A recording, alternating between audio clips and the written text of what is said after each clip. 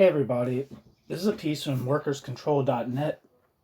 It's titled Rosa at a Loss, the KPD Leadership and the Berlin Uprising of January 1919, Legend and Reality. It was posted in 2011. It's by Ottokar Luban. I have other pieces by Ottokar Luban, who's a scholar of the life of Rosa Luxemburg. So here we go. In recent German historical writing, the protest movement of the Berlin workers against the Ebert Scheidemann government in the second week of January 1919 is no longer described as the, quote, Spartacus Uprising, end quote, and as a result, the German Communist Party KPD is not now held solely or even mainly responsible for it. Yet the assertion still haunts historical works and the media that the uprising was a putsch that was fully supported by Rosa Luxemburg and other Spartacist leaders. In opposition to the democratic principles set out in the KPD program that was adopted at the end of December 1918. The actual standpoints of the KPD, just so you know, when I say KPD, it's German Communist Party, the actual standpoints of the KPD leaders were, however, considerably more varied. First section, Rosa Luxemburg's initial reserve.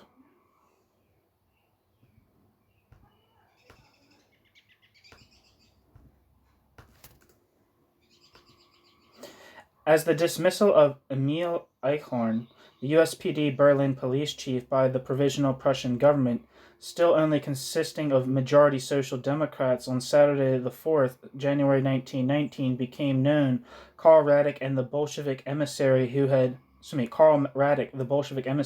had made his way illegally from Russia to Germany and had participated in the founding Congress of the German Communist Party, went to the editorial offices of the Rote Fahne, the party's central organ. I'm assuming you know who Karl Radek is. But Robert Emil Eichhorn lived from 1863 to 1925 and was a German politician, journalist, and chief of the Berlin police during the 1918 to 1919 German Revolution. Back to the text. The discussion with Rosa Luxemburg and such other members of the editorial board as Paul Levy, Ernst Mayr, and August Thalheimer led to the decision to utilize the occasion for further sharp attacks on the majority Social Democratic Provisional Government, but not to count upon any sizable protest action by the left. The regular edition of the Rote Fahne of the 5th of January 1919 therefore did not contain any call for a protest demonstration. This attitude of the Spartacus leaders was wholly in tune with that of Radek, who since his arrival in Berlin on the 19th of December 1918 had concluded that the Spartakusbund and the KPD after its foundation was an extremely weak political grouping, in reality a sect, which was still greatly divided over such important points as the trade unions and participation in parliamentary elections. In this situation, it was urgent for the Spartacus leadership to first of all, to build up a party organization in Berlin and nationally to undertake a program of political education and to gain support within the workers' councils. The mood of the meeting of the revolutionary Obleute, taking place on the afternoon of that same Saturday, appeared wholly different. This was the circle of left-wing factory shop stewards who had made a decisive participation in the revolutionary overthrow in Berlin on the 9th of November 1918. Here a large majority declared in favor of mass action against the majority Social Democratic government, in spite of the great doubts of such leading figures as Ernst Daumig and Richard Müller.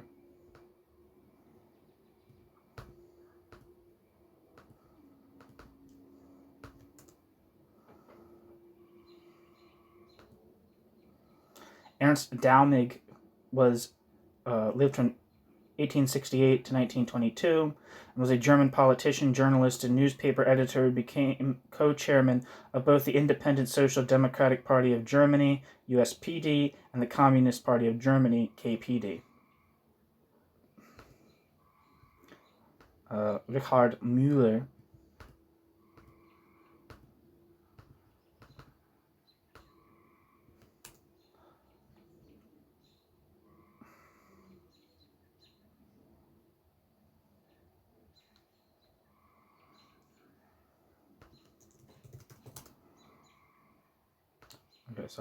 Richard Müller lived in 1880 to 1943 and was a German socialist metal worker, union shop steward, and later historian.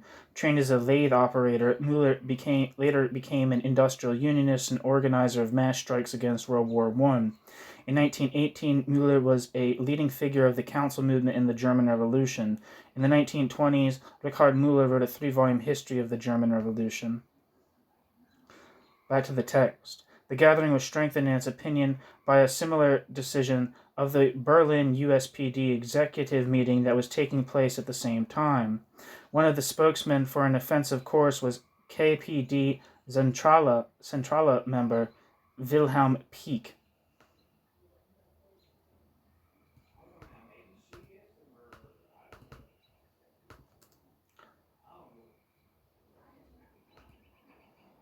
Wilhelm Pieck was a German communist politician who served as the chairman of the Socialist Unity Party from 1946 to 1950 and president of the German Social Democratic Republic from 1949 to 1960. He lived from 1876 to September 1960.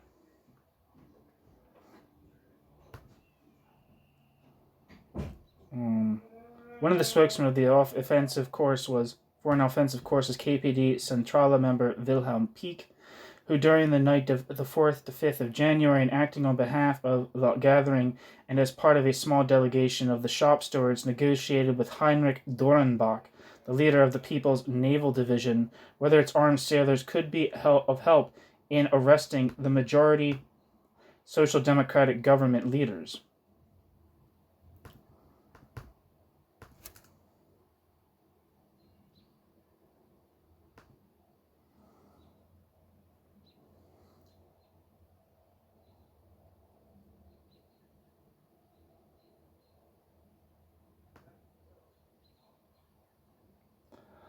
According to the Rosa Luxemburg Stiftung, Heinrich Dornbach lived from 1888 to 1919. He was a lieutenant of the SPD, imprisoned for 2 months in 1917 for attempted desertion, acted as agitator in the January strike in Berlin in 1918, established a, quote, Red Guard, end quote, in the Reichstag together with Richard Müller on the 9th of November 1918, which, however, did not last very long. Among the initiators of the People's Naval Division on 11th of November 1918, member of the leadership of the People's Naval Division, and from 9th of December 1918, member of the People's Naval Division's Committee of Five, alongside Fritz Rathke, Emil Milewski, Adolf Hillebrand, and Wilhelm Friedrich Redl, joined the USPD in late December 1918, led the military uprising during the January riots in 1919, murdered in prison on the 18th of May 1919, specifically by Ernst Tomschick, the same police officer who had already murdered Lego Yogisches on the 10th of March 1919.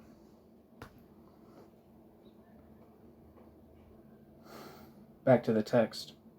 As Dornbach felt unable to oblige, and several shop stewards expressed their uncertainty about the possible resonance of a call for protest action, the shop stewards adjourned the question of the immediate overthrow of the government late on Saturday and called in the USPD's and KPD's papers merely for a protest demonstration for noon on Sunday, the 5th of January.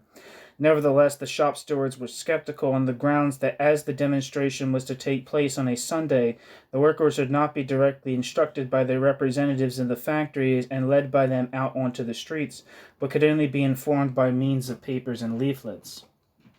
The Rote Fahne published the appeal in a second edition of the 5th of January issue, which was not particularly identifiable as an extra edition, which was probably delivered during the morning. Presented in an extremely effective manner, the appeal, signed by the revolutionary shop stewards, the USPD, and the KPD Zentrale, stretched across the entire width of the front page. Otherwise, this extra edition was identical to the original in content.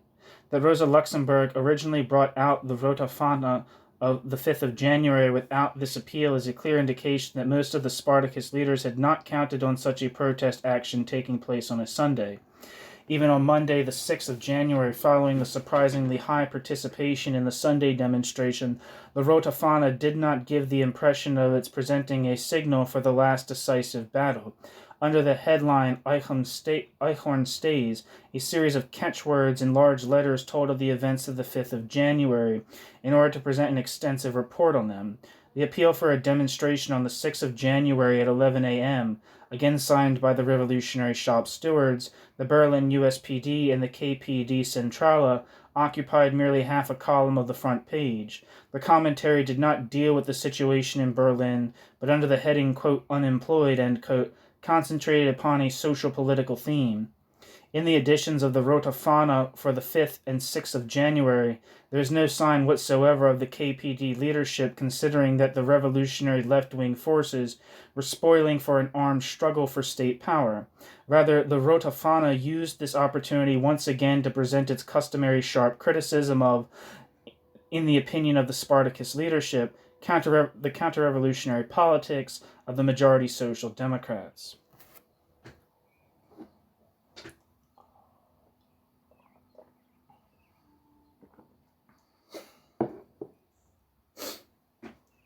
New section, a failed putsch. Contrary to the skeptical expectations of its promoters, the Berlin workers participated en masse in the protest demonstrations on Sunday, the 5th of January, 1919. In their speeches, the leading left-wing speakers emphatically called, in Peake's words, quote, for calling today's demonstration to a close and to assemble again tomorrow at the Siegessäle, end quote. Nevertheless, spontaneously and without instructions from the revolutionary shop stewards, some demonstrators occupied the Vorwärts and some bourgeois newspaper buildings. Whilst Rosa Luxemburg and other KPD Centrale members regarded Sunday's action as just one of the many left-wing protest demonstrations against the government, and the Monday edition of the Rotafana presented both the appeal for a mass strike on that day and its report of Sunday's events in a relatively reserved fashion, the revolutionary shop stewards were in a mood of euphoria on the evening of the 5th of January, when the decision was taken by an overwhelming majority with only 6 opposed. Among them Richard Müller, the leader of the revolutionary mass action during the World War, to call for a mass strike on the 6th of January with the aim of overthrowing the Ebert-Scheidemann government. The appeal in the Rotafana, however, was extremely short and contained no direct call for the removal of the government. Liebknecht first expressed himself in favor of overthrowing the government at the evening session of the United Left Wing on Sunday, the 5th of January, 1919, as news emerged of the revolutionary attitude of the troops in Berlin.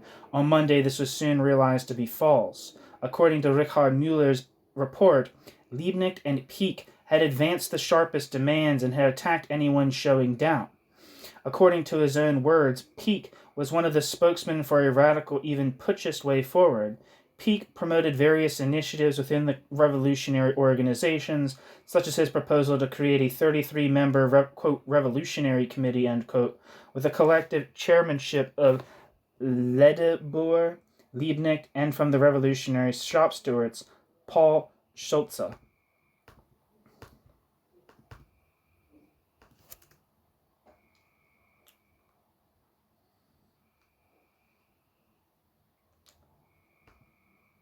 According to Peake's report, this, quote, revolutionary committee, end quote, sitting from midnight, decided, quote, to arrest the members of the cabinet during the night, to occupy the militarily most important buildings on Monday, end quote, to arm the workers and set up commissariats. However, the Uprising's leadership no longer had the energy to put this decision into practice, and in spite of Peake's protest, the committee broke up just before 2 a.m.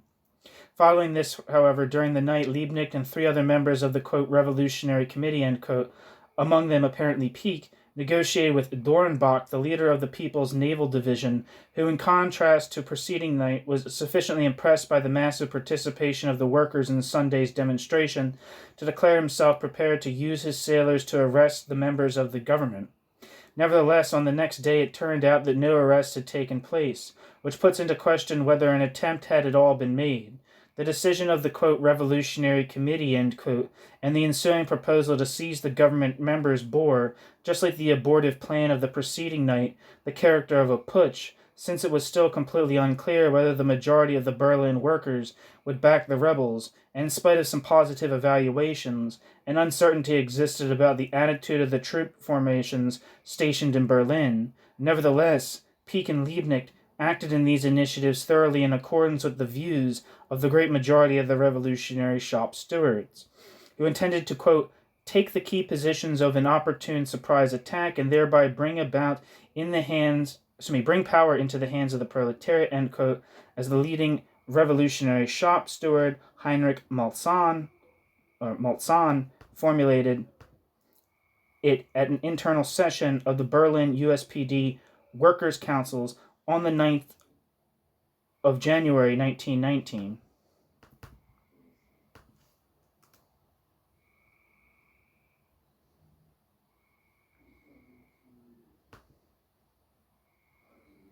These abortive plans for the arrest, credibly described in great detail by Pieck, remained hidden from view until now, although a written declaration of the 6th of January about the, quote, Revolutionary Committee taking over the government was generally well known, because once the rebels' occupation of the Vorwärts building came to an end and it was again under majority social democratic control, it published on the 14th of January 1919 a facsimile of the document signed by Liebknecht and Paul Schulze.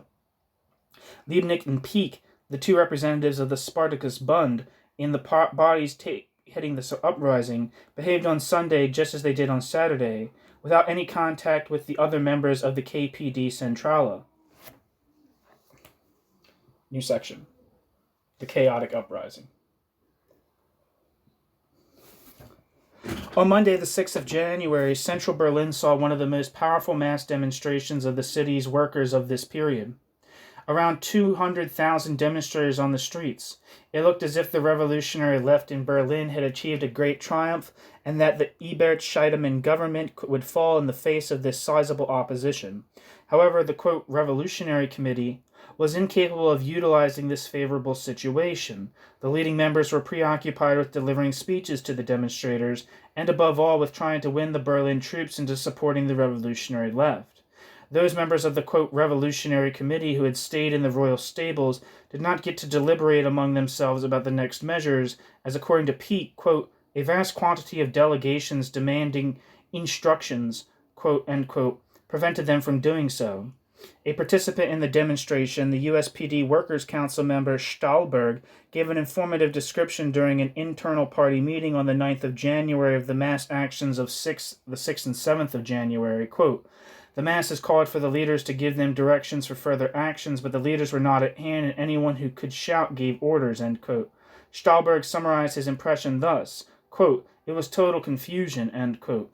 Those demonstrators organized in the USPD and KPD were called upon to obtain weapons and prepare themselves for revolutionary action. But as no real organization emerged, many armed workers wandered off and no longer stood at the disposal of the, quote, Revolutionary Committee, end quote.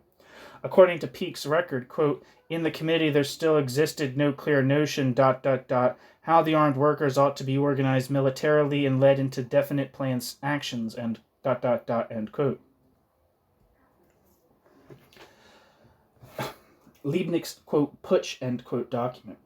On Pieck's initiative, some armed troops were dispatched to occupy government buildings, and for their legitimization obtained a type declaration from the, quote, Revolutionary Committee, end quote, declaring the dismissal of the Ebert-Scheidemann government and the provisional seizing of power by the revolutionary body. The old garrison at the Ministry of War would only hand over the building to the armed revolutionaries if the signatures of the chairman could be shown on the declaration that they produced. But it bore merely the type name of the chairman, Ledebour, Liebknecht, and Schulze. Wilhelm Lemgen, the sailor in charge of the revolutionary squad and responsible for the occupation, returned with the declaration for signing, and Liebknecht also signed for the absent Ledebour. Liebknecht, who was engaged for a large part of his time in giving speeches to the demonstrators, most likely had nothing to do with the composition of the declaration, as Lemgen's statement on the 22nd of January 1919 indicated, quote, Liebknecht studied the declaration for a long time. I had the impression that it was new to him, end quote. Instead of returning to his armed squads outside the Ministry of War, Lemgen, who was beginning to have misgivings, went home with the signed document and later handed it over to the representative of the SPD government. The criticism of both this proclamation and Liebknecht's standpoint, as reported immediately after the January uprising by Rosa Luxemburg and later also by historians, is in my opinion unjustified, on the grounds that during the first day of the 6th of January, as the declaration was being formulated and duplicated, it did appear as if the overwhelming majority of the Berlin workers favored the removal of the Ebert-Scheidemann government. The rebels' intended overthrow of the government and their occupation of the government buildings therefore constituted neither a putsch nor an act of a small revolutionary group, but, even if only on the Monday and the Tuesday, the expression of a powerful mass movement of the clear majority of the Berlin proletariat. In other words, these measures, including the declaration about the overthrow of the government, possessed just as much revolutionary legitimacy as the overthrow of the government in Berlin on the 9th to 10th of November 1918. The argument that a government based on Lebedor, Liebknecht, and revolutionary shop stewards in Berlin would have been limited to the national capital and a few industrial centers, and thus remaining isolated, is indeed also correct, but only if seen retrospectively.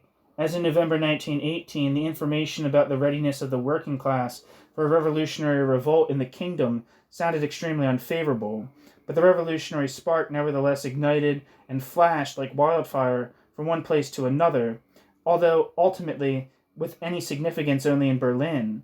In January 1919, a similar movement could also possibly have arisen, this time starting in Berlin, and been able to encompass the greater part of Germany. The action in January 1919 only became a putsch when it became clear that from Wednesday the 8th of January, the mass of the Berlin proletariat no longer stood behind the demand for the violent overthrow of the government. New section. First sign of the failure of the uprising. However great were the hopes of the leading Berlin left-wingers as a result of the Berlin workers' gigantic participation in the protest demonstrations, the more realistic leaders of the uprising realized by Monday afternoon that the seizure of state power was unthinkable, because of the disorganization within their own ranks and the lack of support from the soldiers. Contrary to all the reports broadcast on Sunday evening about a revolutionary mood among the Berlin troops, all the military formations stationed in Berlin declared themselves either neutral in the political dispute or in favor of the Ebert-Scheidemann government. Even the People's Naval Division, whose successful repulse of government troops on Christmas Eve 1918 was largely achieved through the help of the Berlin workers, and whose quarters, the Royal Stables, served as the meeting place for the, quote, Revolutionary Committee, end quote, on late Monday afternoon reneged on the promise of support given by their leader Dornbach, who was then deposed, and very forcefully ejected the rebels from the building. The revolutionary shop stewards were, quote, expelled from the Marstall with the coarsest words of abuse, end quote, as Peake would put it in his 1920 manuscript. A further hindrance to the removal of the majority social democratic government consisted in the fact that, like the rebels, the majority of social democrats had also called a general strike and gathered their supporters in the Wilhelmstrasse in front of the Reichskanzler Palace. I don't know if I'm saying that right. Palais, maybe. That's how you pronounce that last syllable.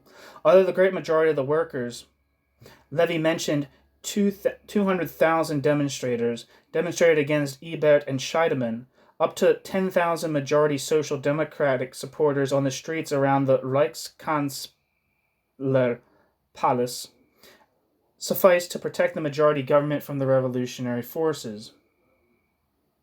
As the great majority of the government's opponents wanted to avoid a fratricidal bloodbath. Thrown out of the royal stables of the People's Naval Division, the, quote, Revolutionary Committee of necessity moved into the police headquarters on the Alexanderplatz, where the revolutionary shop stewards were already discussing a proposal of the USPD leaders Rudolf Breitscheid, Oskar Kohn, Wilhelm Dittmann, Karl Kautsky, Louisa Seitz, to enter into negotiations with the majority social democratic government. Liebknecht and Peake vehemently opposed entering into negotiations, but the proposal was approved by the revolutionary shop stewards late on Monday evening by 51 to 10 votes.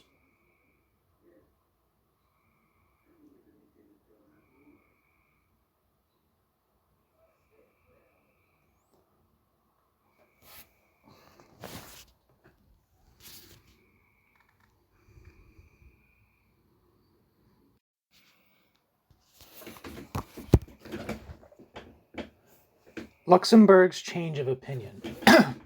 Overthrow the Ebert-Scheidemann government! !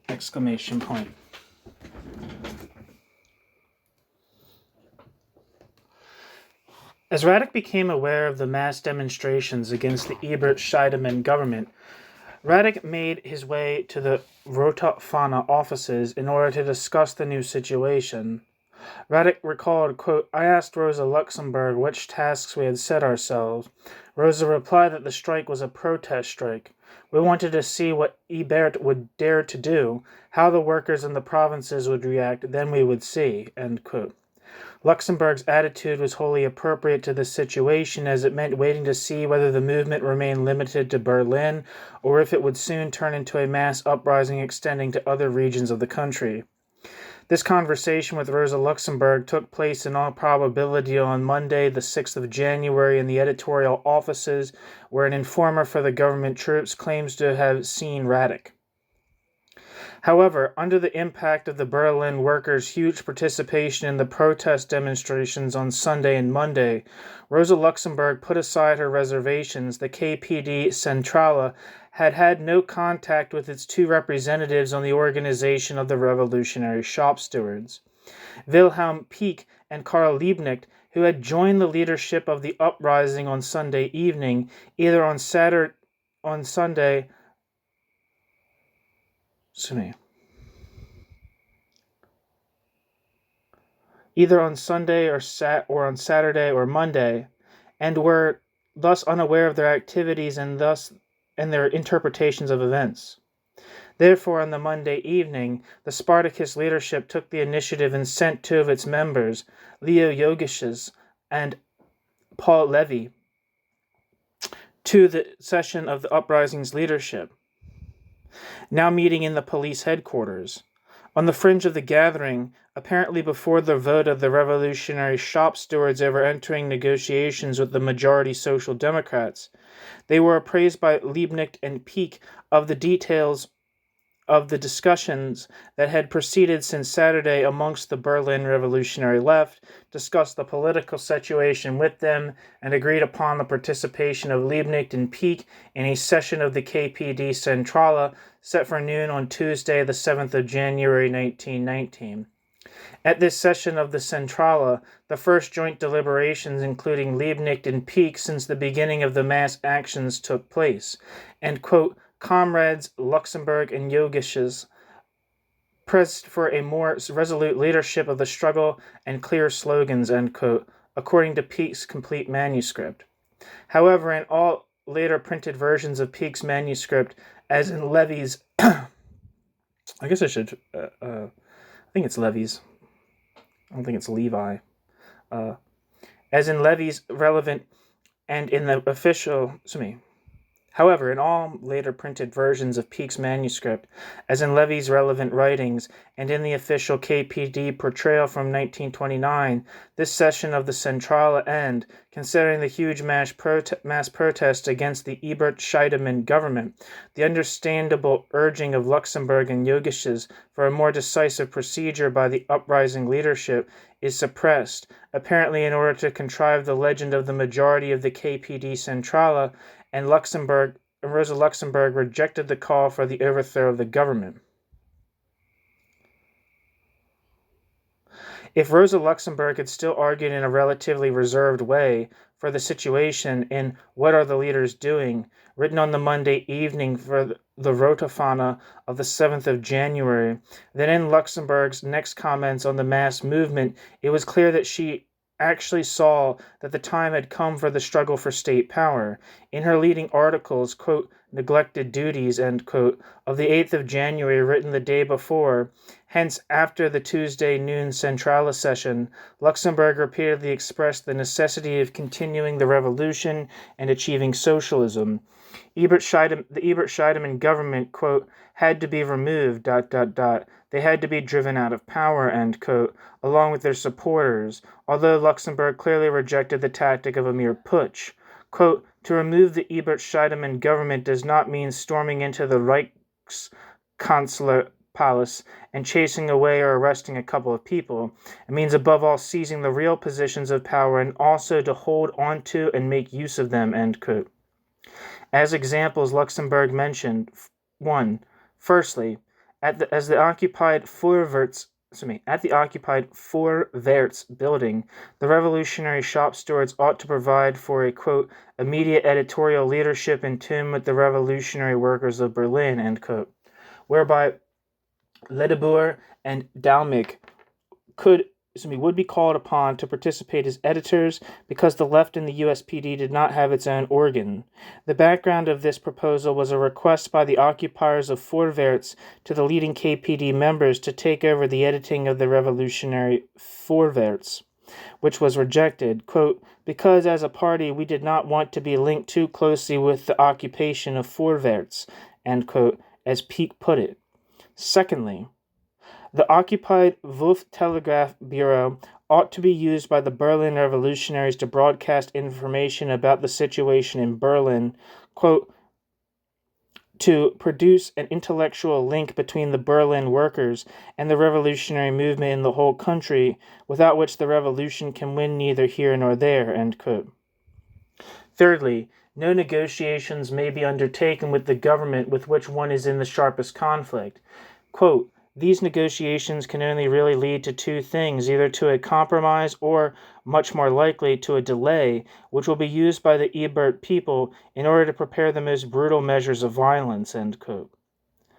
Fourthly, the masses called out onto the streets had to, quote, be told plainly and clearly what they have to do, or at least what is going on, what will be done and planned by friend and foe.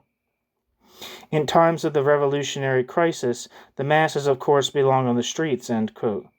Moreover, these revolutionary workers, quote, more than anything that is done or left undone, had to be summoned to make the decision, end quote.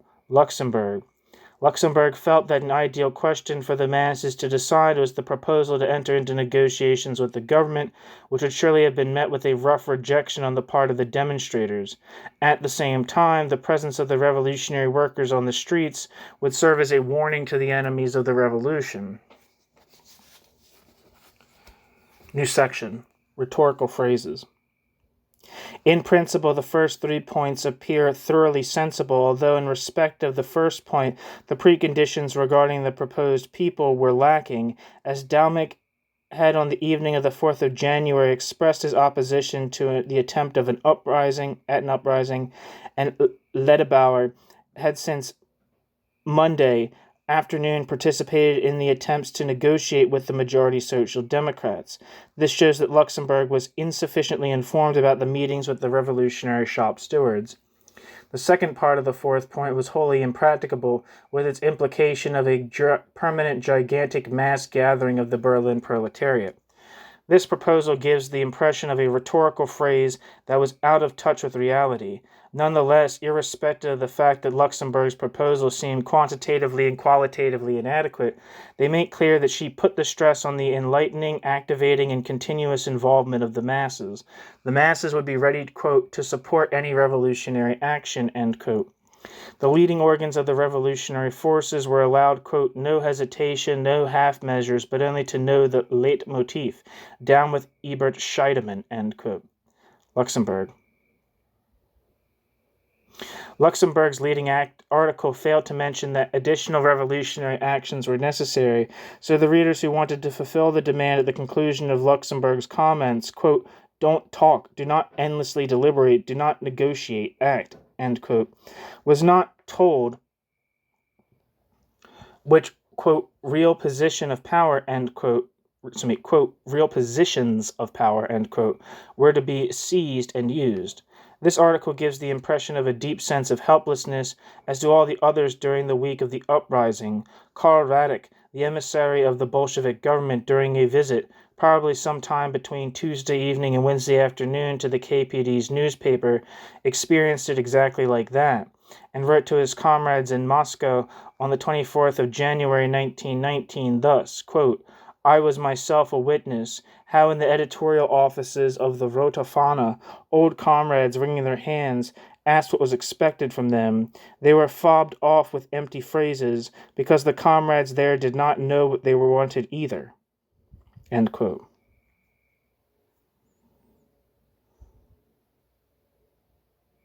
Karl Radek. New section. The KPD leadership's difficult retreat from the uprising. The situation could change within hours during those January days. From Tuesday afternoon to the Wednesday afternoon, the tide turned against the rebels. To be sure, the participation in the demonstration against the Ebert-Scheidemann governments on the Tuesday was as impressive as on the day before.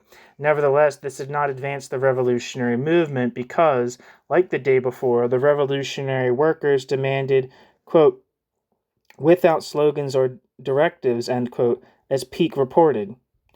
At 11 a.m. in the morning, the, quote, Revolutionary Committee met, but, quote, nothing of importance was decided, end quote. The negotiations between a delegation of leading USPD members, briefed by the revolutionary shop stewards, on the one hand, and the majority Social Democratic leaders on the other, came to naught, because the latter insisted on the evacuation of the newspaper buildings as a precondition for any agreement. The revolutionary shop stewards were not prepared to accept this, but they also wanted to be kept constantly aware of the negotiations.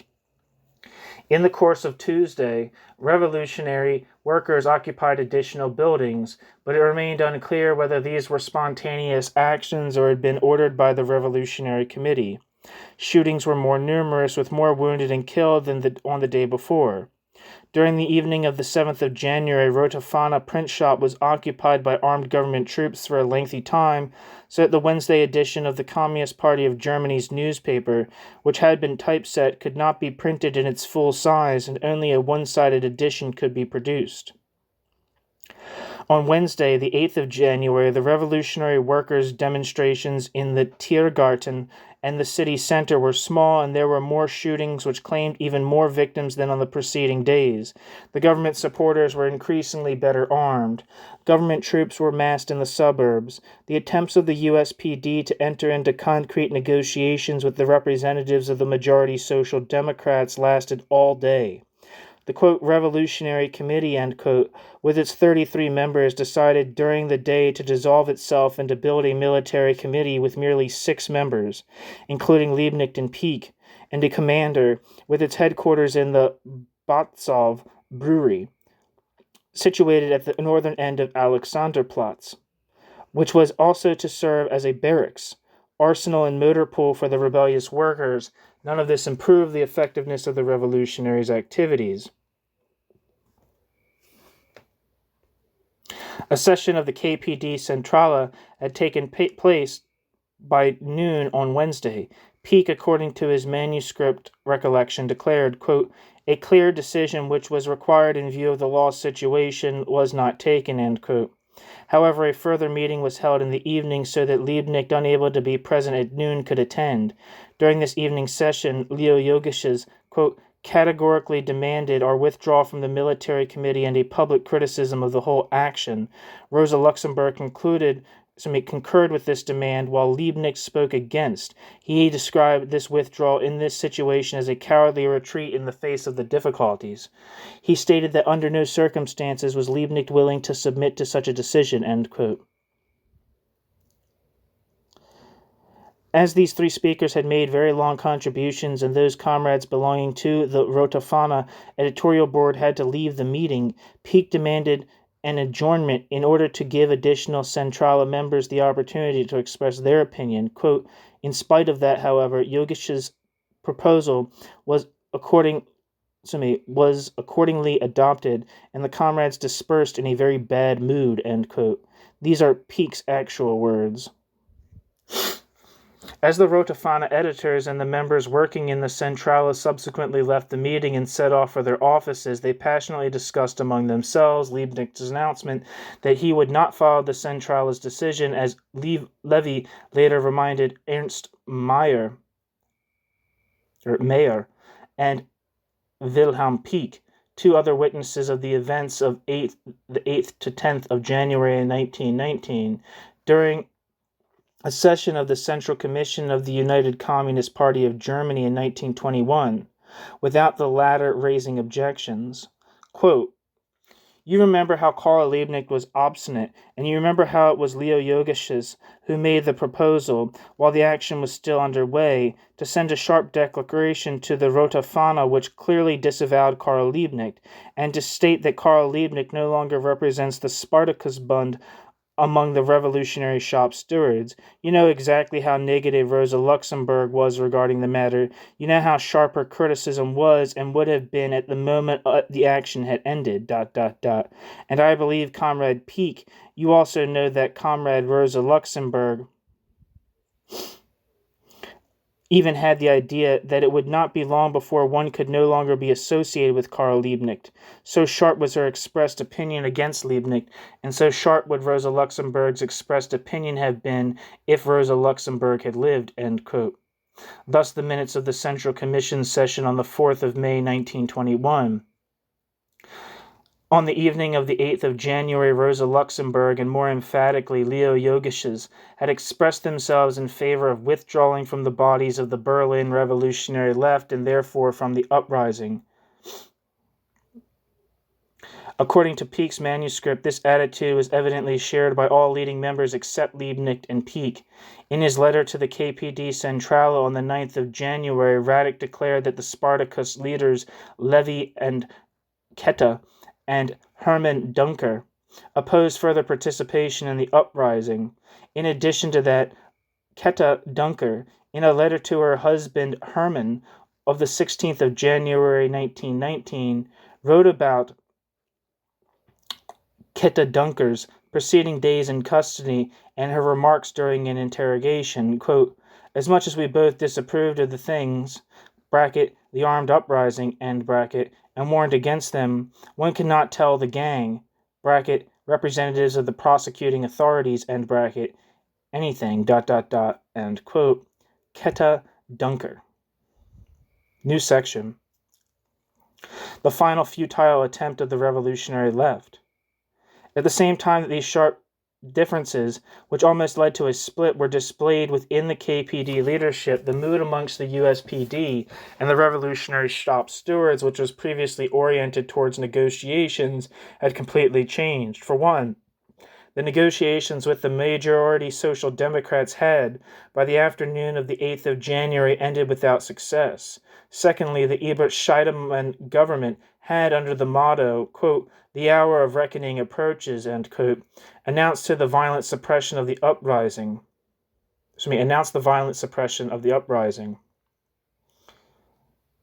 Simultaneously, quote, "in agreement with the Supreme Commander Noska," end quote, a quote, "squad of Berlin students," end quote, had called for a fight against the rebels by joining the volunteer units. This even enraged the moderate Independent Social Democratic Party chairman, Hugo Rosa, so much that he denounced in a leaflet the formation of volunteer units, which had apparently been implemented with the consent of the majority Social Democrats, and appealed for resistance. Quote, "Workers, unite in defense against the White Guards," end quote, threatening acts of violence. Down with their protector Noska. Down with the anti-working class government men, end quote. The revolutionary shop stewards mistook Haza's text for a joint appeal of the Berlin left, including the KPD Centrale, although Liebknecht and Peake only joined this left-wing circle late on the Wednesday evening, after the adoption of Haza's appeal, so that at first nobody from the Spartakusbund had knowledge of this text, which was printed in the morning edition of the USPD newspaper Die Freiheit on the 9th of January, but not in the Rote Fahne, because it had arrived too late at the editorial offices. Following the stormy session of the KPD Centrale and disobeying its decision, Liebknecht and Peake joined in the meeting of the revolutionary shop stewards on late Wednesday evening, at which, after many hours of discussion, a large majority had already emerged in favor of once more calling for a general strike and an intensification of the armed struggle.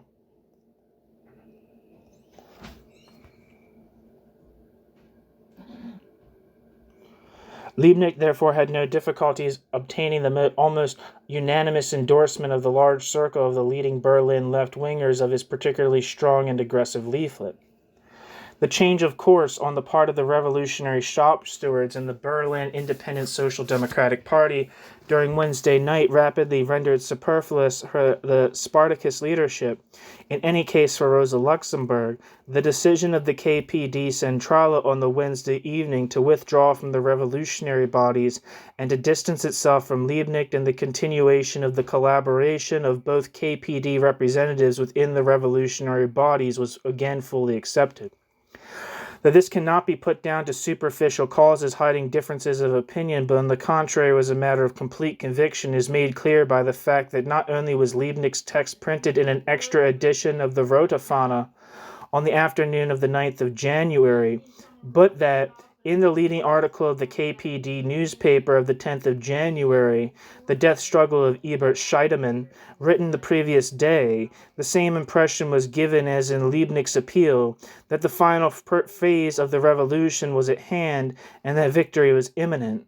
There can be no question that the further collaboration of Liebknecht and Pieck with the revolutionary bodies on Thursday and Friday morning had taken place against the will of Rosa Luxemburg and the other KPD leaders, as Levy and Pieck, as well as the KPD, later claimed. One can venture that direct talks between Liebknecht and or Pieck and Rosa Luxemburg and other Centrale members took place on this Thursday, as both Liebknecht and Pieck, to justify to their comrades their continued collaboration with the revolutionary shop stewards, would surely attach great importance to the way that the rest of the left had adopted the resolute position promoted by Spartacus, which was illustrated by their approval of Liebknecht's draft appeal. In this situation, how could anyone from the KPD leadership insist on withdrawing from the leadership of the uprising? However, the intended mass circulation of 1 million copies of both appeals by the revolutionary shop stewards had still not been implemented by Thursday evening, and only 2 left-wing newspapers, both published with a relatively smaller print run than usual, Die Freiheit and the extra edition of the Rote Fahne, could circulate the text on the 9th of January. As a leaflet, Liebknecht's text was only delivered by noon on Friday the 10th. January from the still occupied Vorwärts print shop, much too late to be able to have any effect. Had in the event this at all been possible, given the mood prevailing among the workers there on the Thursday and Friday, that of ending the fratricidal fighting and uniting at the rank-and-file level. At an internal session of the Berlin USPD Workers' Council's representatives on the evening of the 9th of January, a great disillusionment with the strike was reported in the factories, although the majority of the USPD Council representatives nonetheless still decided to back the appeal for a strike.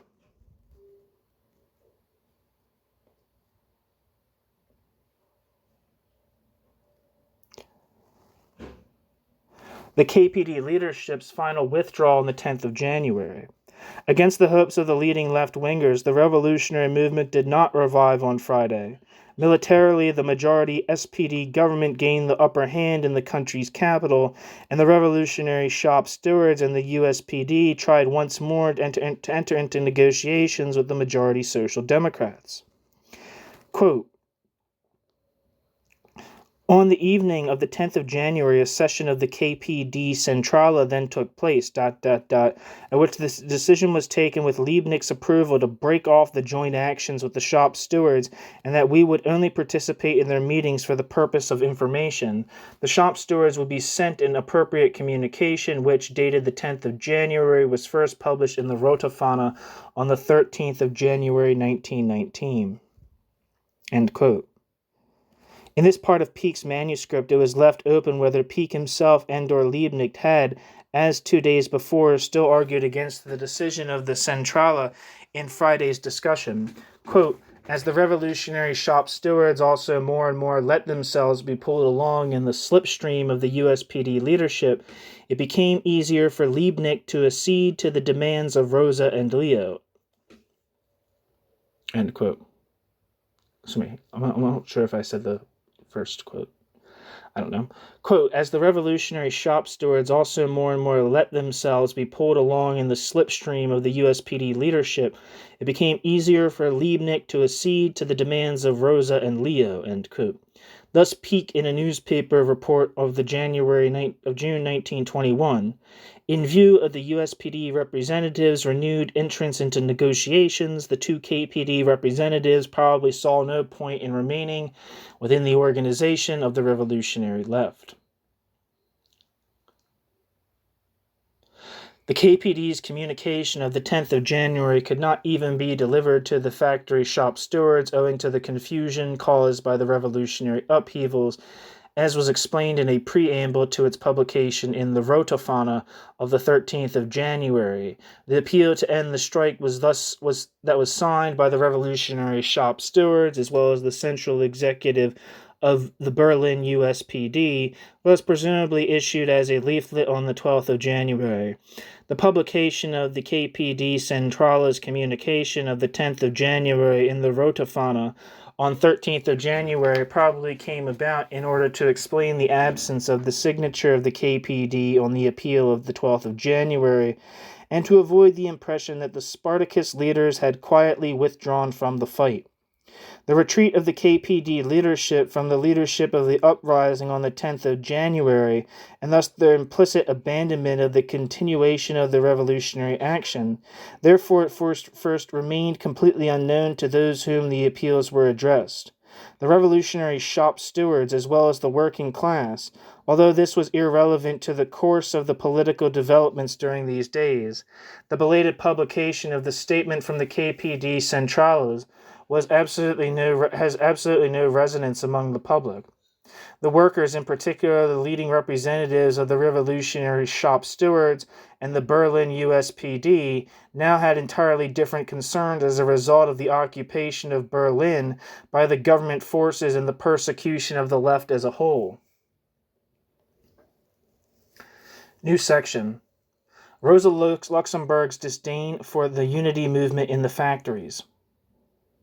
By their last attempt to revive the protest movement in the Berlin factories on Thursday, the 9th of January, both Rosa Luxemburg and the KPD leadership, together with the revolutionary shop stewards, disregarded the clear noticeable tendency towards unity, regardless of party boundaries, that was proposed by way of the removal of the old discredited leaders, with the dual aim of avoiding fratricidal fighting and implementing socialist policies. Since the 9th of January, this mass movement had developed from within the Berlin factories and was continually growing. The unity movement in Berlin encompassed more than 200,000 workers, and it spread to other industrial centers in Germany. In factory mass meetings, workers' delegations were elected mostly on a parity basis.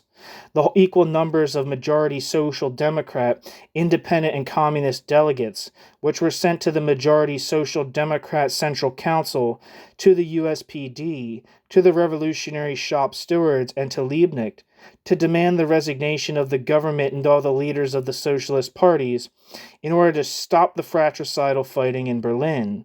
They also demanded that management at all levels be taken over by workers' committees structured on a parity basis, after which the three socialist parties would be united and new elections to the workers' councils would take place. While the USPD wholeheartedly supported the spontaneous mass movement, both the majority Social Democrats and the Communist Party of Germany rejected this rank-and-file initiative. The manner in which this movement took hold, even among the membership of the majority Social Democracy, was shown by the almost unanimous, that is, with the support of most of the SPD delegates, adoption of two resolutions in the plenary session of the Greater Berlin Municipal Workers' Council delegates on the 10th of January, which demanded the resignation of the Ebert-Scheidemann government and the cooperation of the workers of all tendencies. For Rosa Luxemburg, this, quote, cry for unity, end quote, as the USPD newspaper Die Freiheit effectively portrayed this demand arising out of the working class in the headline of the evening edition on the 9th of January, was not a legitimate mass movement, but a misguided reaction of the Berlin workers resulting from the influence of the Independent Social Democratic Party and the defective leadership of the revolutionary struggle. The KPD agitator thus interpreted the emergence of these endeavors in the leading article, quote, "The Failure of the Leaders," end quote, on the 11th of January, and characterizing the USPD as a, quote, "rotting corpse," end quote, aimed at a strong attack at the independents and the revolutionary shop stewards. Once again, as in previous days, Rosa Luxemburg's own proposals remained at a general level and lacked any concrete nature. Quote, "Clarity, the most severe, the most determined struggle in the face of all attempts at hushing up, mediation, and sogginess, the concentration of the revolutionary energy of the masses, and the creation of appropriate organs for their leadership and struggle, those are the most burning tasks of the next period, ... end quote.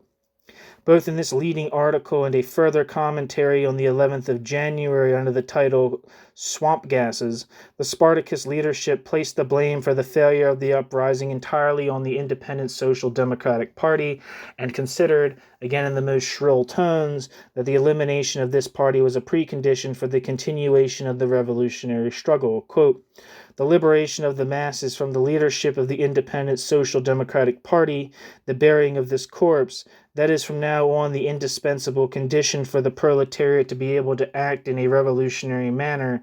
That is the next stage of the struggle," end quote.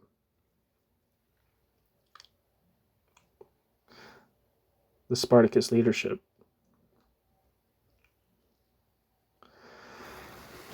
This concentration upon the hardest criticism of the USPD leadership is typical of Rosa Luxemburg's arguments with the center faction of the SPD since 1910, whether it concerned the mass strike prior to the World War, fighting against the policy of class peace in the early years of the war, or the USPD's collaboration with the majority Social Democrats from the 10th of November to the end of December 1918. Trapped in these old forms of arguments in the social democratic labor movement, Luxemburg did not want to and could not accept that the desire for unity represented an authentic rank-and-file movement, and therefore she did not see that at that point the opportunity for the relative preservation of the masses' revolutionary energy was best served by the KPD offering support to this movement.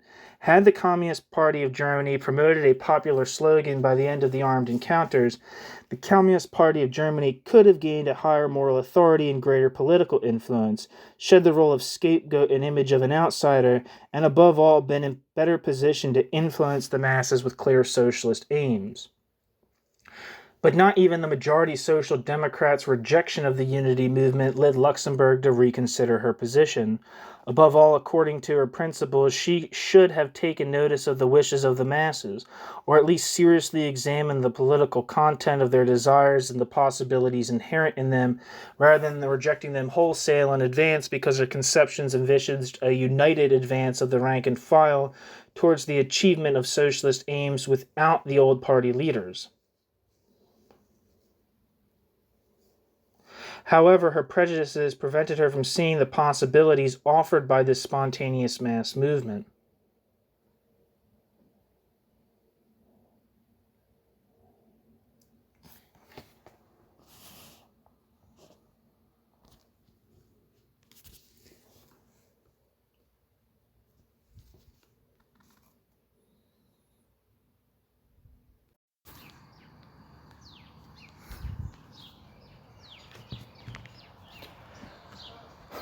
Luxemburg's illusory expectations.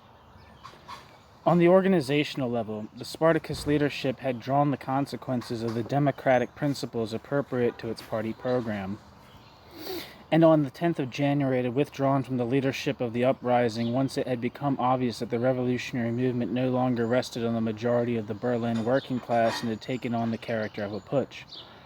Nevertheless, the agitation in the Rote Fahne under Rosa Luxemburg's direction presented a wholly different impression.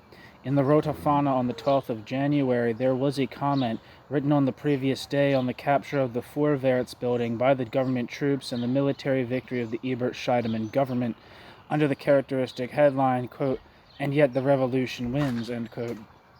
Although the KPD's newspaper considered that the overthrow of the Social Democratic Party government was no longer an immediate option, it nevertheless saw it as almost inevitable within a short space of time. Because Ebert and Scheidemann were able, quote, still to enjoy only a last short respite of their government splendor at the mercy of the bourgeoisie and by resting on corpses in order then to collapse under the unanimous cry of the working masses of the whole country. Down with Ebert Scheidemann, end quote.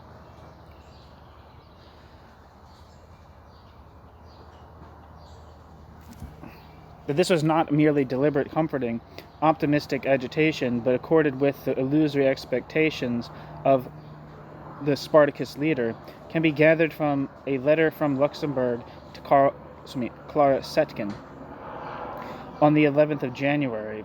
In spite of the struggle between being plainly lost, she still hoped that, quote, if matters proceed as hitherto, it appears very debatable whether it at all comes down to elections and to the National Assembly, end quote, Luxemburg. Rosa Luxemburg's hopes demonstrated a woeful lack of appreciation of political reality and a very wrong evaluation of the mood of the masses, and they would be dashed just 8 days later in the elections to the National Assembly. Although at the beginning of the January uprising it had seemed as if a great majority of Berlin workers, at least for a time, had been on the side of the revolutionary left, on the 19th of January, encouraged by the massive press campaign against the whole of the revolutionary left, the Social Democratic Party in Berlin obtained with 36.4% of the vote a clear lead over the Independent Social Democratic Party, which only obtained 27%, and the KPD abstained from the election. Rosa Luxemburg's illusory and unrealistic evaluations of the mood of the masses had already been observed earlier, as for example, at the turn of 1915 to 16 and in December 1918. At each time, Luxemburg thought that the majority of the Berlin party organization would approve of her radical course. Her existing tendency towards illusions in the proletariat's readiness for action assumed extreme proportions during the January 1919 uprising. Luxemburg had largely lost contact with the masses. New section. Radek's futile intervention. Karl Radek, the emissary of the Russian government who had been living in hiding in Berlin since the beginning of the uprising, in a letter to the KPD Centrale of the 9th of January, reminded it of the real situation and urged it to call for a withdrawal from the struggle for state power. In view of the balance of forces, action would have to be limited to a mere protest against Eichhorn's dismissal. The continuation of the struggle would only be used by the Ebert Scheidemann government to smash the revolutionary potential of the Berlin workers.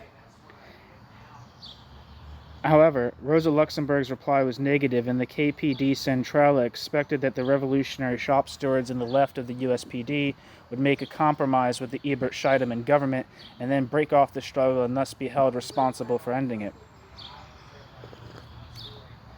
Principled considerations also made Rosa Luxemburg reject an appeal for breaking off the struggle, because, as she explained in the leading article, quote, House of Cards, end quote, the Rote Fahne of the 13th of January, a revolutionary development could not be thrown backwards. At the time when Radek's letter was received, this demand would have been rejected by Luxemburg and probably by other KPD leaders. As for the short time from Thursday morning until Friday morning, 9 to the 10th of January, on account of the joint appeal by all the left-wing forces for a general strike and for armed struggle, it appeared that the revolutionary mass movement could arrive.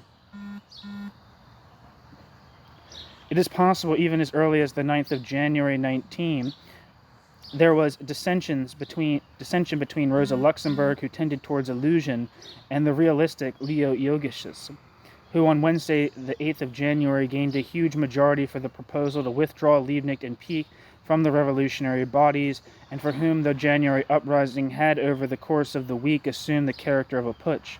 Radek's not very convincing alternative proposals, however, revealed that he himself was rather helpless in this hopeless situation, as he considered that the struggle over the newspapers should be replaced by the demand for an equitable paper distribution among the left-wing press, and that the struggle over the post of police chief be solved by demanding new elections to the workers' councils, which could then determine who would fill that post. The other revolutionary left-wingers the other revolutionary left-wingers in Berlin also had great difficulty in breaking off the struggle. On the evening of Thursday, the 9th of January, during a session of the Berlin Independent Social Democratic Party, the Workers' Council representatives, including Ernst Daumick, who was one of the main instigators of the revolution of November 1918 in Berlin, and who had been opposed from the start to the attempt at an uprising, opposed breaking off the struggle, but called to wait and see if the leaflets, partly already put into circulation, partly still being printed, calling once more for a general strike and for armed struggle, would find approval among the Berlin workers. The general strike in Berlin was only called off in an announcement on the 12th or 13th of January in a leaflet signed by the revolutionary shop stewards and the central executive of the Berlin USPD, and published after the events of Die Freiheit.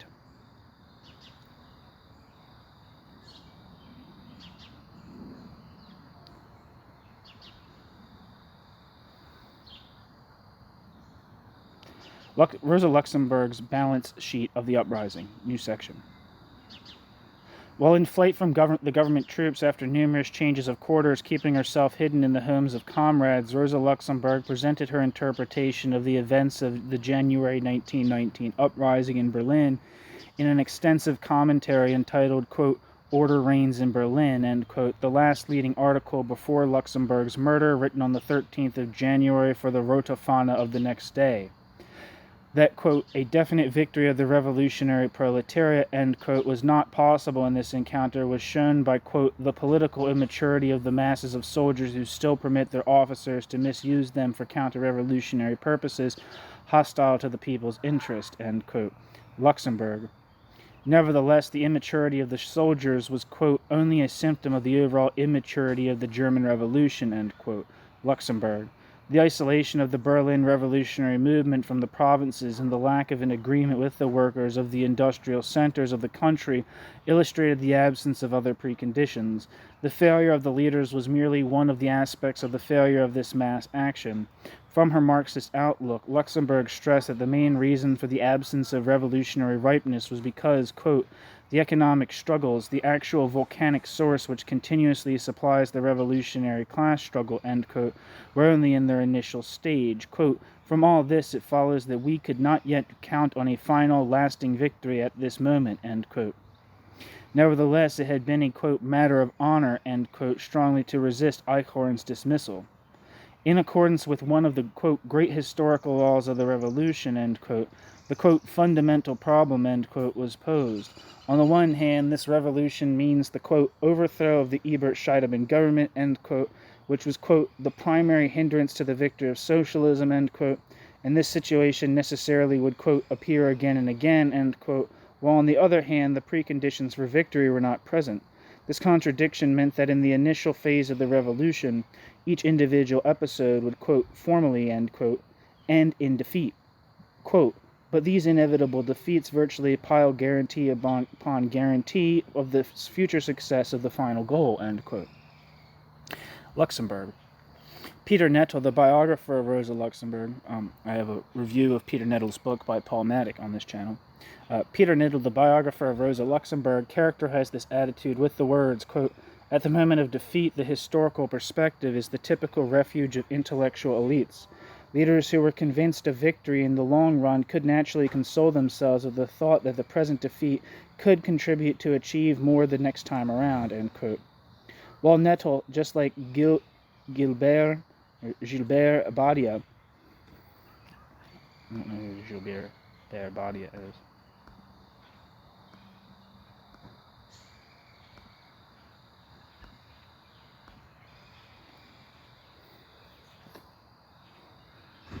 Looks like he's a historian of some kind, but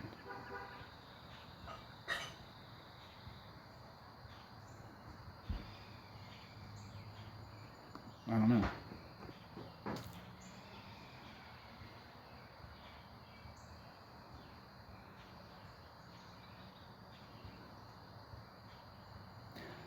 Anyway, while Nettel, just like Gilbert Badia, undertook on the basis of the source materials a detailed, slightly critical analysis of Luxemburg's attitude at the time of the January 1919 uprising, this theme is given but little space in the other scholarly biographies of Luxemburg. In my opinion, Rosa Luxemburg's balance sheet of the January uprising is one of self-deception, helpless and a flight into an almost completely deterministic determinist historical picture bereft of any hint of self-critical analysis, as if Luxemburg had discounted any possibility of success on the part of the mass movement or a new upsurge and had formulated the agitation in the Rota fauna accordingly.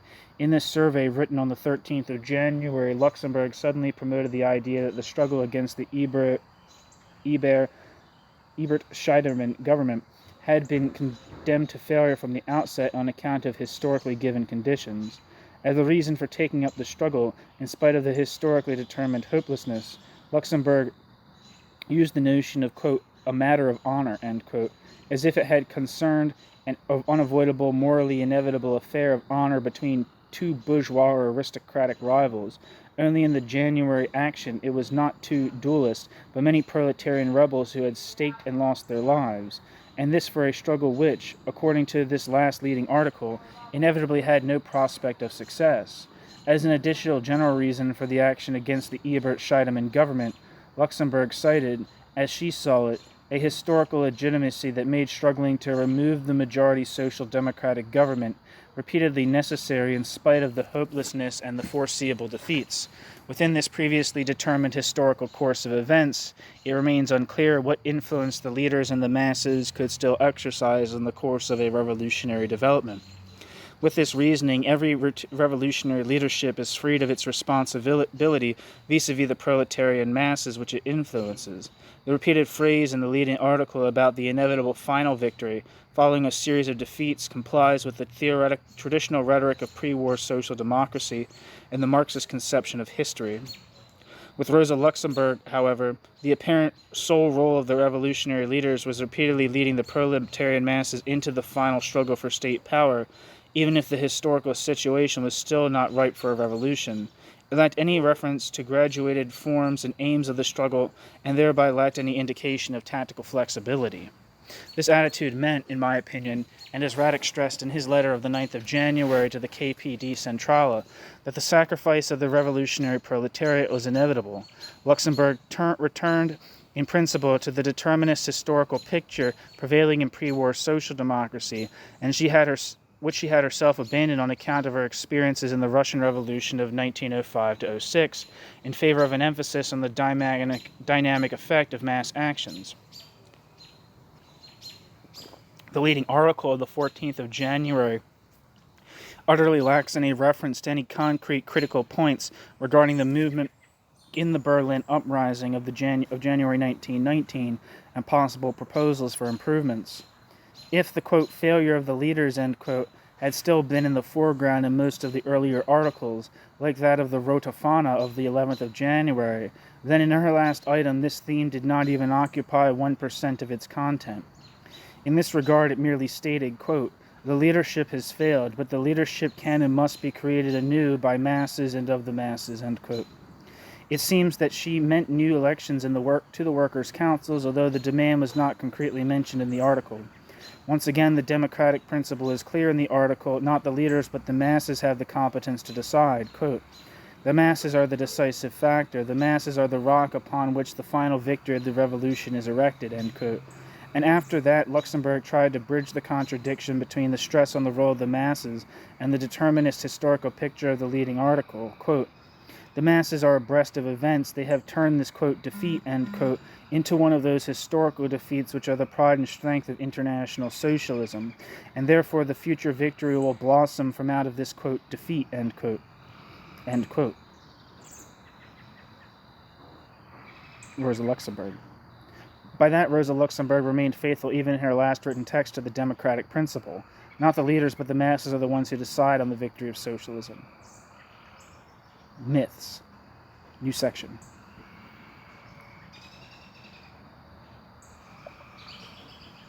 With her last article, Luxemburg laid a foundation stone for the myth fostered by the Communist Party of Germany about the January Uprising. As it was formulated, with variations, and particularly distinctly by Paul Levy a year later, the growth of the mass actions in the January 1919 uprising had not reached the level at which, according to the view of the Spartacist leadership, the seizure of power would have been advisable. Quote, not for a moment was the situation such that one imagined overthrowing the government, which must mean seizing power oneself, end quote. The contrasting conceptions and deeds of the KPD comrades and the revolutionary bodies, Liebknecht and Peak, are meant here, had never been adopted by the majority of the Centrala, who had previously privately clearly expressed opposition to them.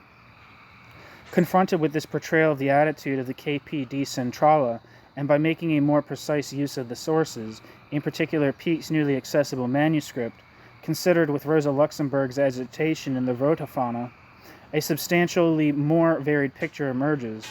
After Eichhorn's dismissal became known, the KPD leadership around Luxemburg at first did not expect any movement aiming at an uprising. On Saturday, the 4th of January, Luxemburg apparently did not even count on any protest taking place on the Sunday. Such reserved sentiments within the KPD leadership continued until noon on Tuesday. Only as the mass demonstrations against the Ebert-Scheidemann government on the Monday and Tuesday assumed gigantic proportions, did it seem evident to Luxemburg and other KPD leaders that the masses clearly wanted to overthrow the government.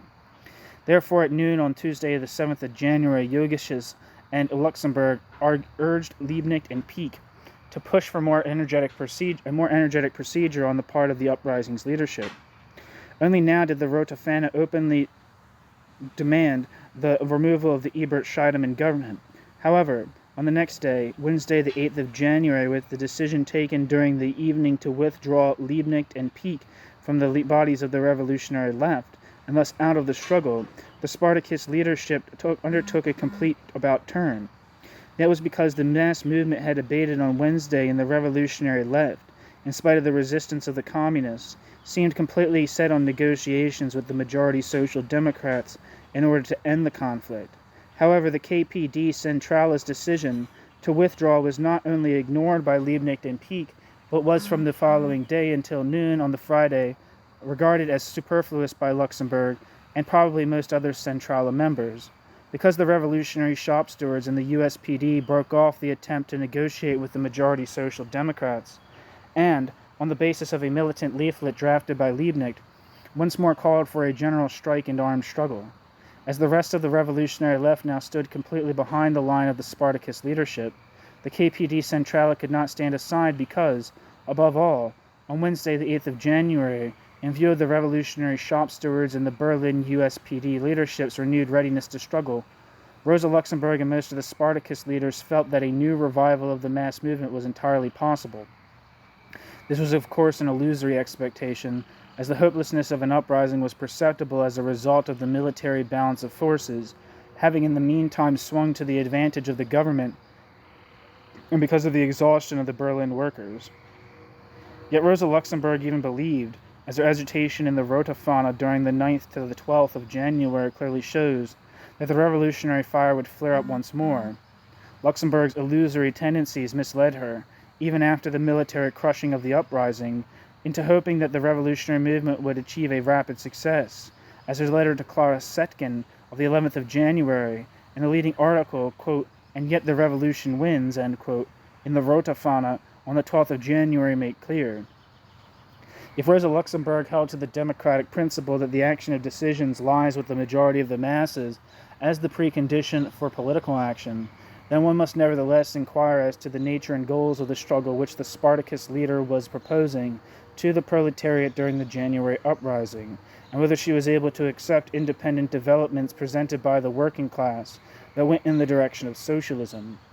Proposals for the leadership of the struggle were largely absent in her newspaper articles, or were wholly unreal, such as the point about a permanent mass gathering on the streets of Berlin's revolutionary workers. The KPD leader gave the impression of a, quote, Rosa at a loss, end quote. Luxemburg was all the more radical in propagating the aims of the uprising. From Wednesday the 8th of January up to and including Sunday the 12th of January, hence even several days after the military defeated the rebels, she used Rotafana to promote the illusion that the majority social democratic government could be overthrown. Furthermore, Luxemburg proclaimed in a severely polemical manner that the destruction of the independent Social Democratic Party was both a desirable intermediate aim and a precondition for the overthrow of the government. With these shrill propaganda tones, Luxemburg reached only the most radical elements of the masses, a small and diminishing minority which, by ignoring the democratic principles in Luxemburg's arguments, felt itself supported and confirmed in its putschist tactic. The great majority of the Berlin proletariat stood apart from this type of Luxemburgian agitation. In any case, from the 8th of January, as the slogan of the unification of the, quote, ordinary, end quote, members of all proletarian parties, with the aim of ending the fratricidal strife and the achievement of a socialist policy, met with great approval not only among the Berlin workers, but also those in other industrial centers of Germany. Luxemburg's fixation on long-standing arguments with the center faction of the social democracy, consequently now with the USPD, and Rosa Luxemburg's woeful misunderstanding of the level of consciousness of the masses, led to Luxemburg adopting a mistaken political tactic and aiming at an illusory target during these January days. New section.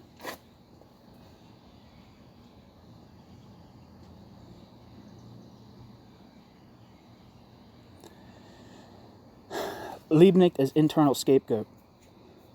As it follows from previously unknown, having only been preserved as an attested copy, note of the public prosecutor of Court 1 in Berlin on the 21st of January 1919, a member of the KPD leadership tried to explain, immediately after the January uprising, to the criminal prosecuting authorities that, quote, every member of the Spartakusbund Centrale, with the sole exception of Karl Liebknecht, had disagreed with the putschist tactics practiced after the 6th of January 1919.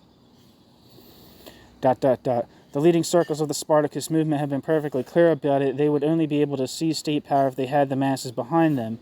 But as so far, that had not been the case, end quote.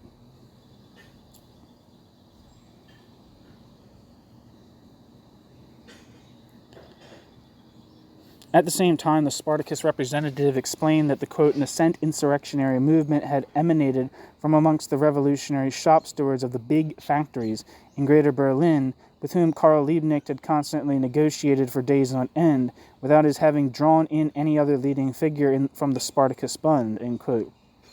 The KPD Centrale had first become acquainted with the declaration signed by Liebknecht and Schulze about seizing the reins of government in the 14th of January 1919 issue of Vorwärts. The uprising could only have led to a fratricidal war in Berlin, quote, in which the Spartacus movement would not have had the slightest prospect of success, end quote. The KPD leadership has been clear that the Ebert-Scheidemann government, on account of the loyal troops in the vicinity of Berlin, enjoyed military superiority from the outset. While Ledebour was still explicitly exonerated, there followed a sharp distancing from Liebknecht. Quote, in leading Spartacus circles, the matter had already been discussed about the predicted certain breakdown of the insurrectionary movement, that Liebknecht would have to be removed from his leading position in the Communist Party, end quote. The, quote, personality in a prominent position in the Spartacus movement, end quote, who informed the public prosecutor of these views was probably Paul Levy, who from the 13th until 24th or 25th of January 1919 was under arrest and apparently interrogated by an examining magistrate. As an experienced lawyer, he understood how to act credibly before his opposite number, and he aimed his exonerating arguments on behalf of the KPD leadership, even if not to the credit of the murdered Karl Liebknecht, along with silence about the participation of Peake, and he advanced them with skill. Of course, Levy's attempt to ward off the public condemnation of the KPD leadership as the authoritative bearer of the insurrectionary movement, and to place the main responsibility upon the revolutionary shop stewards, was more than legitimate. However, Levy's attempts at exoneration does not seem to have had any effects on the way the prosecuting authorities or even the government acted. What is noteworthy is that no sooner had the uprising failed, Levy tried to circulate the historically incorrect version of the KPD leadership's general rejection of any idea of overthrowing the government. This antipathy towards Liebknecht at the end of the January uprising was actually very widespread in the circles of the Spartacus leadership emerges in a remark by Matilda Jacob in her letter to Clara Setkin of the 25th of January 1919, quote, my hatred of Karl is well-founded. For me it is an emotional thing, ... Our best people hate him, end quote. Matilda Jacob. I don't know if is that somebody that I should know.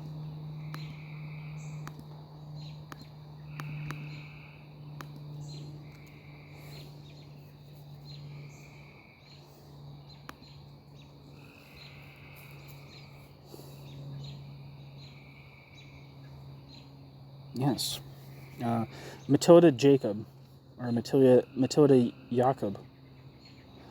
Matilda Jacob lived from 1873 to 1943 and was a German typist and translator during the First World War, who during the First World War became politically involved, working with the anti-war Spartacus League, and is a founder member of the German Communist Party. Matilda Jacob came to politics through her work with Rosa Luxemburg, whose friend and close confidant she became. Although Matilda Jacob continued to be politically engaged in the 1920s, her greater contribution to history comes from her having smuggled Luxemburg's letters and documents out of Luxemburg's prison cell during her friend's various incarcerations during the 1914 to 1918 war. Matilda Jacob then preserved much of Luxemburg's written legacy after the latter's murder. By the time the Nazis took power early in 1933, Matilda Jacob had for most purposes retired into obscurity, but Matilda Jacob's personal history of communist activism and her Jewishness nevertheless made her vulnerable.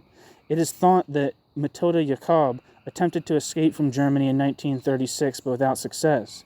In 1939, Matilda Jacob did succeed in transferring some of the letters written to and by Rosa Luxemburg to the United States. Matilda Jacob died in the Theresienstadt concentration camp, having been arrested and deported at the end of July 1942. Following Jacob's death, the authorities attending to her confiscated assets recorded a claim from her landlord that she was allowed to pay for some repairs on her apartment, also noting that rent on the property had not been received for 3 months.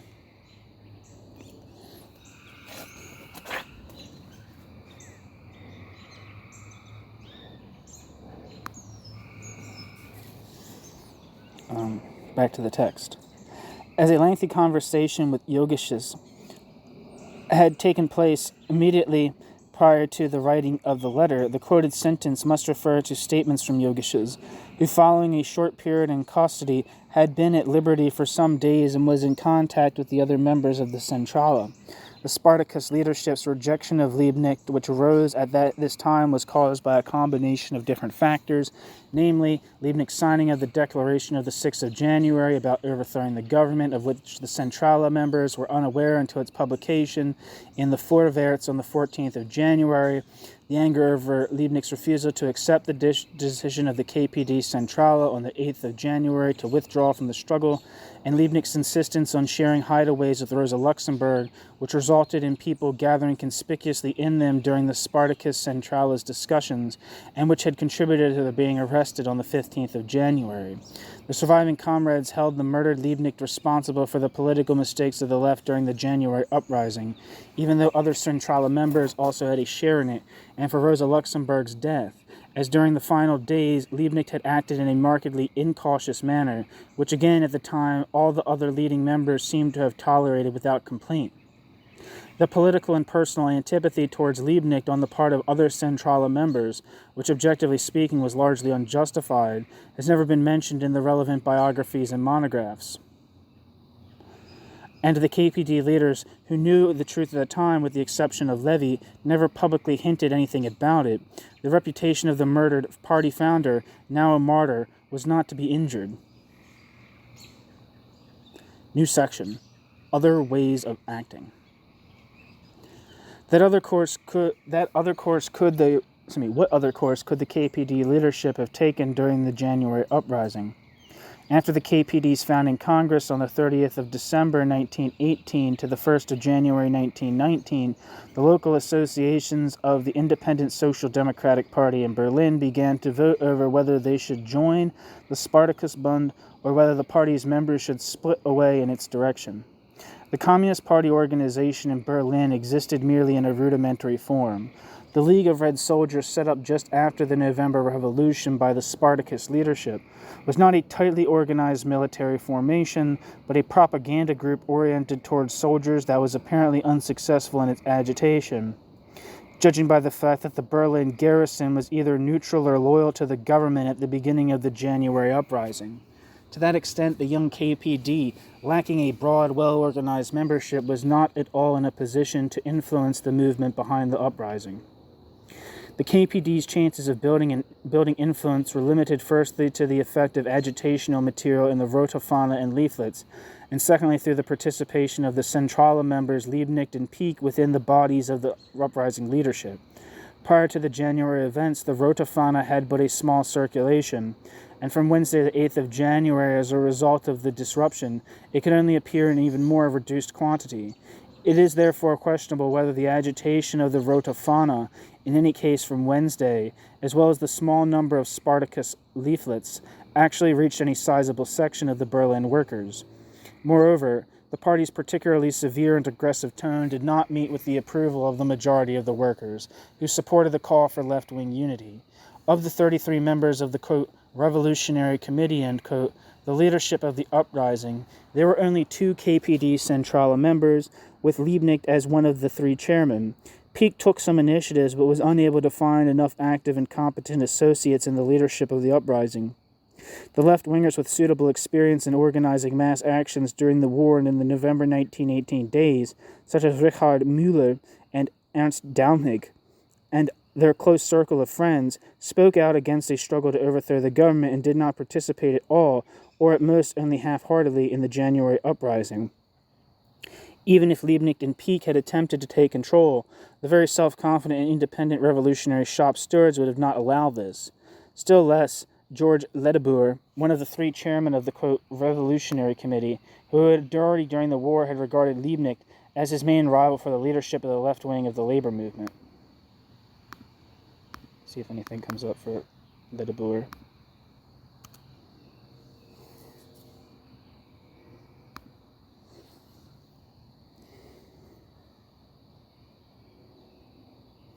It says George Ledebour. George Ledebour was a German socialist politician and journalist.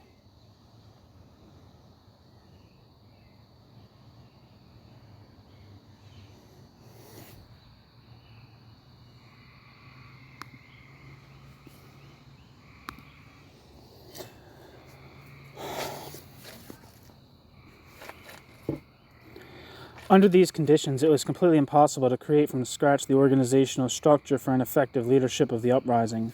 The KPD, Spartakusbund, Centrala, was not at all in a position to have exercised a greater, let alone a decisive influence over the uprising leadership and the movement itself. New section. Rosa Luxemburg's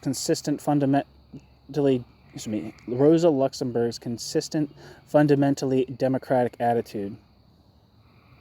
As we have already seen, that the latest historical writings no longer uphold the claim that the Berlin Uprising in 1918 was staged and led by the KPD, Spartakusbund, and as this essay has also demonstrated in an extremely clear way that the very opposite is the case, one should no longer consider the political struggle that took place in January 1919 as the, quote, Spartacus Uprising, end quote. This is a historical falsification. As the study presented here shows in detail, the KPD Centrala at first not only had no intention of leading an uprising against the Ebert-Scheidemann government, it did not even expect that such an uprising would take place. On the other hand, some factory shop stewards and the KPD representative Pieck had an entirely different perception prior to the first demonstration of the 5th of January, and this was endorsed after the unexpectedly huge participation in this mass action of the overwhelming majority of factory shop stewards and by Pieck and Liebknecht. They concluded that the majority social democratic government should be removed and arrested in a sort of coup, before they ascertained whether the majority of the Berlin workers supported the demands of the revolutionary left. This clearly had the character of a putschist measure, which was never in the spirit of Rosa Luxemburg. Levy later described her reaction to it when on the 14th of January, Luxemburg became aware of the declaration of the, quote, Revolutionary Committee on the 6th of January, signed by Liebknecht, concerning the removal of the Ebert-Scheidemann government. Quote, none of those present will forget the scene, as Rosa Luxemburg held the document up to Karl Liebknecht, which was signed, quote, the Provisional Government, Ledebour, Liebknecht, and Schulze, end quote. She just asked him, quote, Karl, is that our program? End quote. The rest was silence. Over the days following the failure of the uprising, she came to consider that the proclamation of a left-wing revolutionary government without a clear consent of the majority of the proletariat assumed the character of a putsch. For Rosa Luxemburg, the replacing of the majority social democratic government by a socialist government could not be the result of the action of a small band of revolutionaries, and this is how the episode, with the document signed by Liebknecht calling for the overthrow of the government, appeared to her on the 14th of January as she looked back on the failed uprising. But had to be the result of the conscious intention of a broad proletarian mass movement. She stressed this again and again in Rotofana during these January days. In spite of her illusory overestimation of the readiness of the proletarian masses for revolutionary action and her wholly unsuitable sharp attacks on those other socialist leaders who were not carrying out agitation with the same degree of radicalism, the Spartacus leader was never, quote, bloody Rosa, end quote, nor was she a putschist or a terrorist politician. Rosa Luxemburg had maintained her democratic principles during the January 1919 uprising, that is to say, democratic principles based upon workers' councils rather than a parliamentary democracy. 1. A government headed by the right-wing social democrats Friedrich Noska, 1868 to 1946, and Philip Scheidemann, 1865. Wait, are these notes?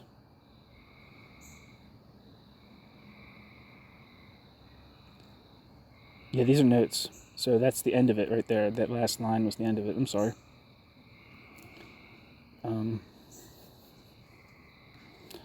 Last line, I'll read it again since there's some confusion. At least I was confused.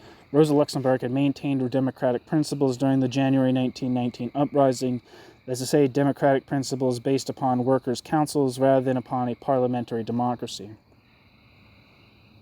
And here's some notes. A government headed by the right-wing social democrats Friedrich Noska, who lived from 1868 to 1946, and Philip Scheidemann, who lived from 1865 to 1939, was set up in November 1918 upon the abdication of the Kaiser. At first it contained members of the Independent Social Democratic Party, but the conservative policies and actions of the SPD ministers soon led them to quit. 2. Heinrich August Winkler, von der Revolution zur Stabilisierung Arbeiter- und Arbeiterbewegung in der Weimarer Republik 1918 bis 1924, second completely revised and corrected edition, Berlin West, 1965.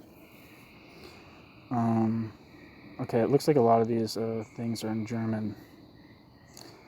Next footnote says, or endnote says, I have, however, through the use of widely accessible source material, including a manuscript finished in the spring of 1920 by Wilhelm Pieck, which was printed in a shortened and altered version by the KPD and later by the SED, unpublished protocols of internal sessions of the USPD's Workers' Council representatives, parts of the records of the Ledebour trial that were never published, a letter by Radek of the 24th of January 1919, first published in Russia in 1998, attempted in the framework of a study that appeared in 1999 in the IWK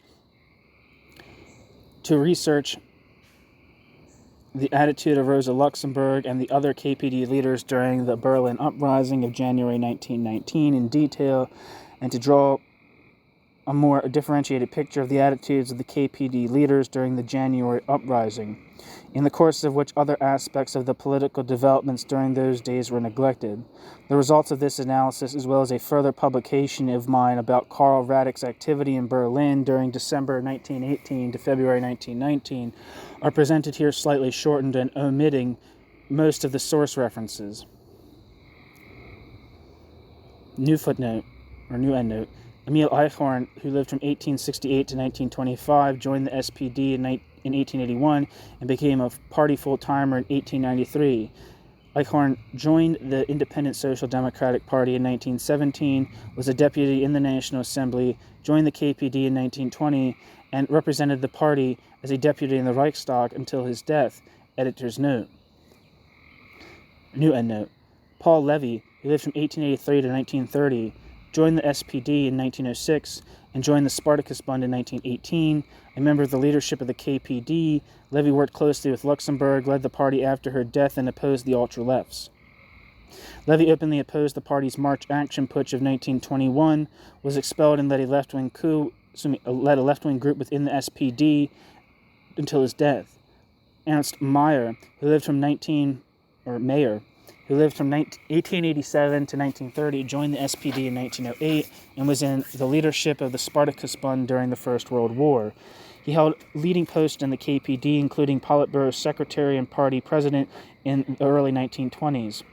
Ernst Mayr was prominent in the center and subsequent, quote, conciliator, end quote, factions of the party and opposed the ultra-left turn in the late 1920s. August Thalheimer, who lived from 1884 to 1948, joined the SPD in 1904 and was in the leadership of the Spartakusbund during the First World War and of the KPD until he and Heinrich Brandler were scapegoated after the party's failed bid for power in 1923. Expelled in 1929, August Thalheimer was a founder and leader of the communist opposition, KPO, and remained an oppositional communist until his death in Cuba. New endnote. Ernst Dalmig, who lived from 1868 to 1922, joined the SPD before the First World War and was a founder of the Independent Social Democratic Party and was a leader of its left wing.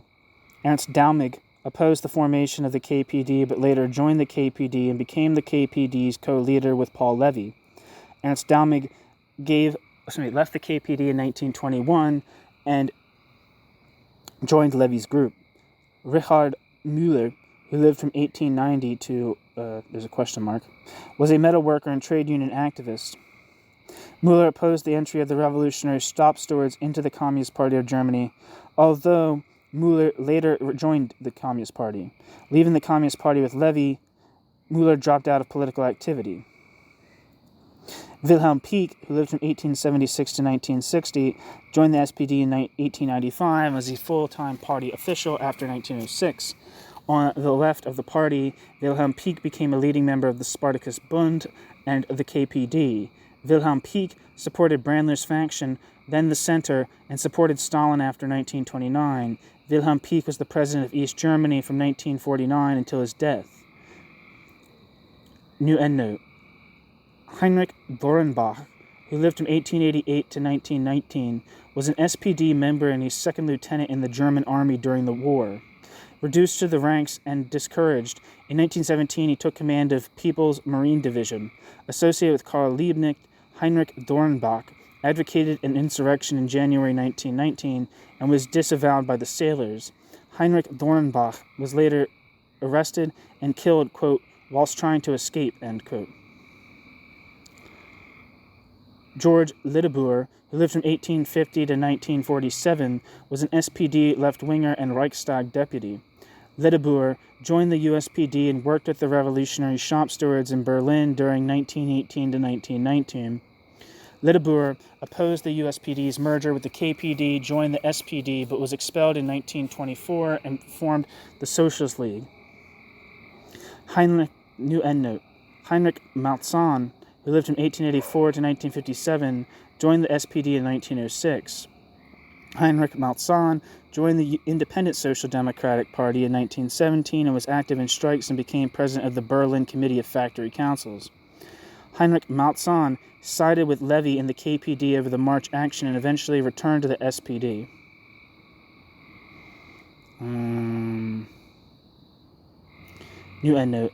Rudolf Breitscheid, who lived from 1874 to 1944, Oscar Kohn, who lived from 1869 to 1937, Wilhelm Dittmann, who lived from 1874 to 1954, Karl Kautsky, who lived from 1854 to 1938, and Louisa Seitz, who lived from 1865 to 1922, were all long-standing Social Democratic Party members who joined the Independent Social Democratic Party but rejected merging with the Communist Party.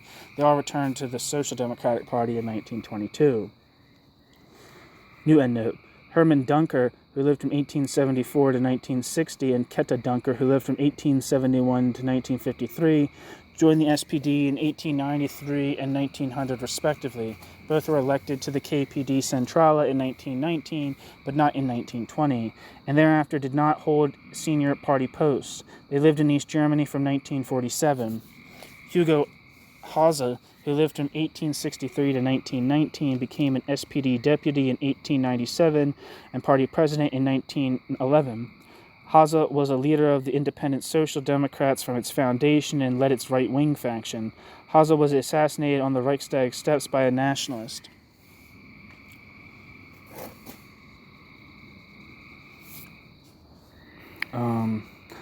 Karl, who lived from 1857 to 1933, stood on the left of the SPD and edited the party's paper for women. Karl opposed the First World War, joined the Spartakusbund and then the Communist Party of Germany, to which Setkin belonged until her death, although she was sympathetic to the KPO.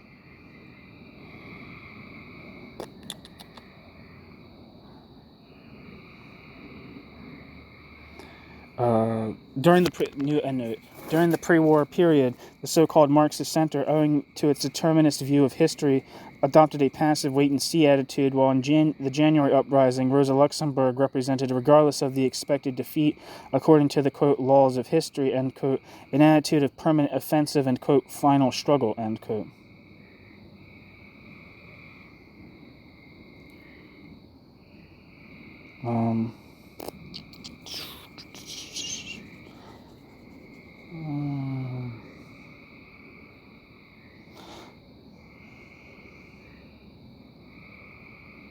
Says the author will provide a thorough analysis of the real possibility of the Communist Party of Germany developing its influence in the framework of a monograph about the prehistory and foundation of the Communist Party of Germany. New endnote. This episode must have taken place on the 14th of January, 1919, as the Vorwärts, now being published once more by the majority Social Democrats, printed the declaration in facsimile. Levy cannot have been an eyewitness, as he had already been arrested on the 13th of January. In his account of recollections published in 1924, Radek gives a similar version, which had been conveyed to him by Levy. Apparently, the Communist Party of Germany leaders were all privately aware of what had transpired. All right. We're at the end. Thanks for listening.